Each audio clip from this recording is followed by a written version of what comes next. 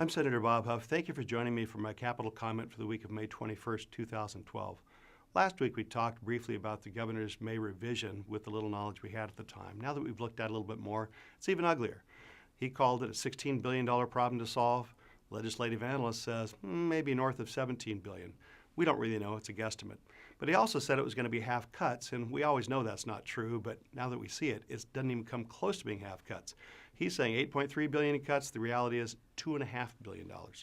So what they call cuts are sweeping funds from other accounts into the state budget. Well, that doesn't obviously cut back government spending. It just takes it from one and subsidizes this growth in general fund revenues.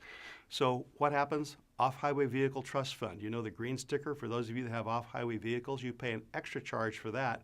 And we willingly, in the industry, supported that. Republicans supported that a few years back to keep these parks open.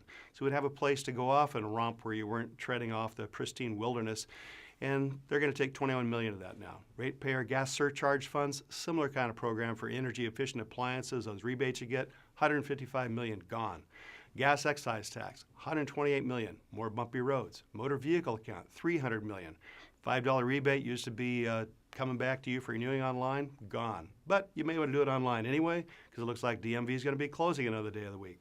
Harbors and Watercraft revolving fund, $10 million gone. Boat owners get hit on that because they pay a little extra into that. So this sets up this lack of trust up here, and people wonder why it's dysfunctional.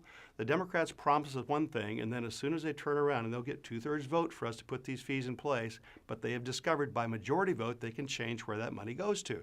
So they say one thing, they do another, leads to broken promises.